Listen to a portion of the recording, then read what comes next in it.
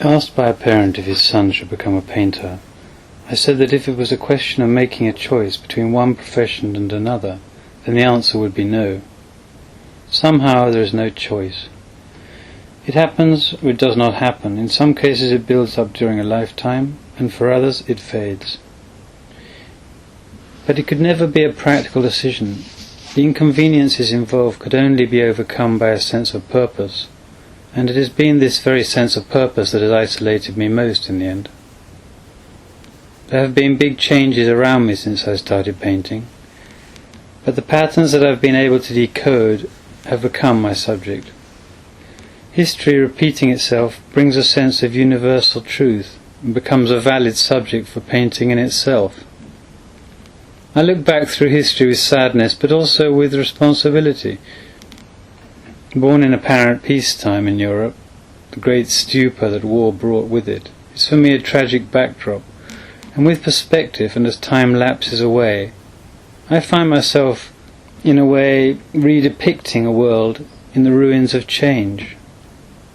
Each work intended to encapsulate the tragedy, but at the same time the optimistic and hopeful seed of a new chance. That is how we have survived. I feel that I could start almost anywhere, only insisting on the contrasting stillness of my medium, and that my works should operate as rooted signposts as the world comes and goes all around. Somewhere to pause and reflect, somewhere to stop moving and look.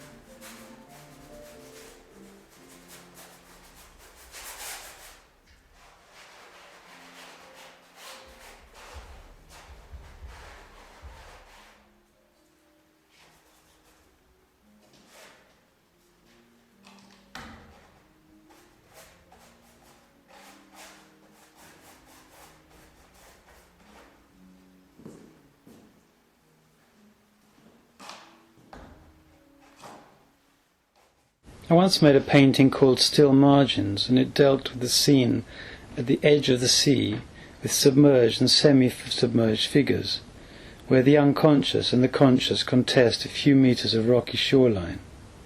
And I think this is where I would situate all my work. This sense of intangibility has helped me in the structuring of my work, and to provoke tension and disquiet rather than a sense of resolution. As John Kemp wrote in Modern Painters, I have adapted T.S. Eliot's phrase to bring us to an overwhelming question. Rather than telling a story which would place all the elements in some kind of logical relationship with one another, I work to deliver an instantly readable image which is under tension beyond rational comprehension. I have to commit myself to saying, here is the question, rather than here is the answer. The medium of oil paint provides an organic bridge between the hands-on physical involvement and intuitive purpose. I am a great admirer of the late works of Titian, where Titian's mastery of the medium allows him to reveal an internalized reality which is given a voice simultaneously by the painterly and the pictorial content.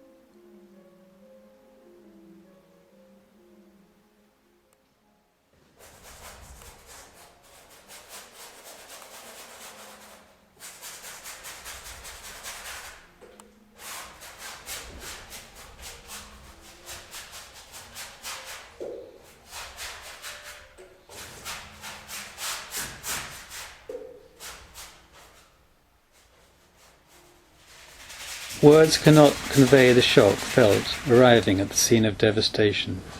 The eyes see but cannot comprehend. Nothing is as it was. In the centre the buildings have mostly gone, but the most strange is how the light has changed, how it falls in new places where it shouldn't do, where it couldn't have done before. The light now passes through frameless windows, but in the opposite direction, casting rectangles of light and shadow on what had been the street below.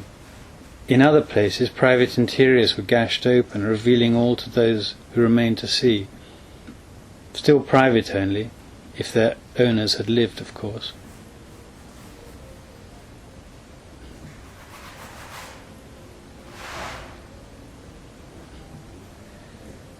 It was still early and the fires had for the most part died down. They had lit up the night, and there had been no night. And now the mechanisms of the universe, working perfectly as always, turned the earth towards the sun, which appeared that morning in an unexpected corner. No longer hid by the high buildings, but arriving earlier, and beautifully shrouded in the drifting smoke and dust that still filled the air.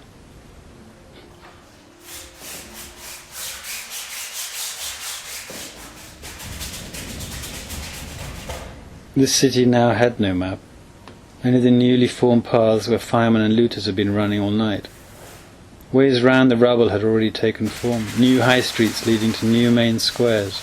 Survivors had reassembled where water could be found and trusted. All the cardinal points by which reality could be measured were now rearranged. The disaster was firmly real, but all sense of order had gone. Objects were now assessed with new values. Fragments, broken parts strangely combining at one's feet, unable to retrace their way back to the cosy shelf which not long ago they had adorned.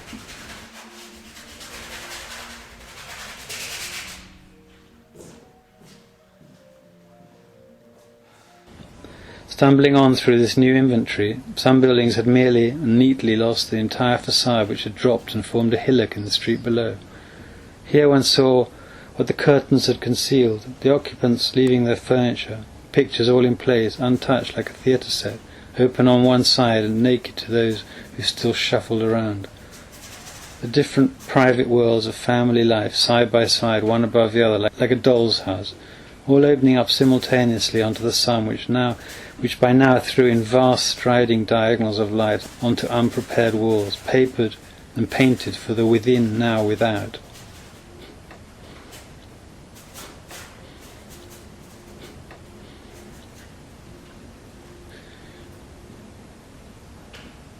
This city would recover somehow. There were still voices to be heard. Many of the buildings that had been burnt were now blackened by smoke which had poured from the windows, and in the wind had formed stripes like zebras at the same angle as the wind. The shell inside was entirely and uniformly blackened, exaggeratingly gaunt, eyeless, leaving no trace of floors or ceilings, just blackness, like the inside of a camera. Everything had become outside of human need. The requirements were no longer fulfilled. There could no longer be the fine workings of daily life with its richness and variety. That fragile order that had taken so long to build up had vanished in a few hours, but it would be possible to do without most of it. Already it was late afternoon. The evening light was heavily filtered violet, beauty giving, pain concealing, an inspiring veil like some healing pomade spreading over terrible wounds.